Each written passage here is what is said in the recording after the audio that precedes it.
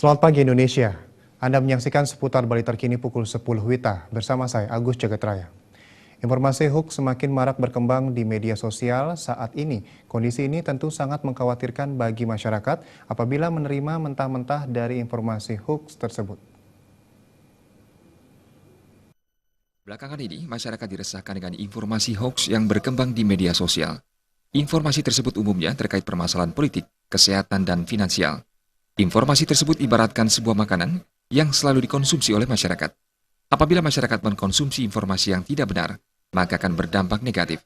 Pengamat teknologi dan komunikasi Imade Artana mengatakan, untuk menanggulangi agar tidak mudah terpengaruh dengan informasi hoax, masyarakat dituntut lebih kritis, di mana masyarakat diminta tidak menerima informasi yang berkembang secara mentah-mentah.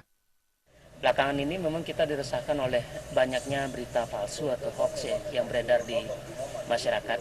Umumnya berita-berita ini terkait dengan 3 hal, yaitu topiknya itu politik, kesehatan, dan finansial.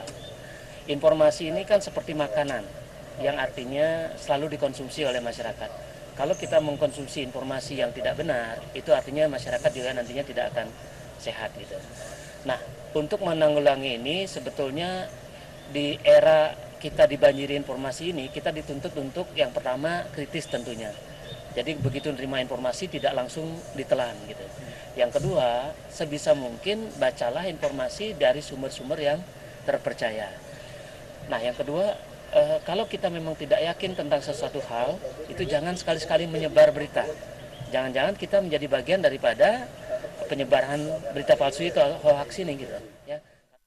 Informasi hoax tersebut tentu akan berdampak negatif terhadap masyarakat, di mana dapat mengakibatkan pikiran dan perbuatan masyarakat akan menjadi keliru. Andika dan Saputra, Bali TV. Kami akan kembali di seputar Bali terkini 1 jam mendatang. Selamat pagi dan sampai jumpa.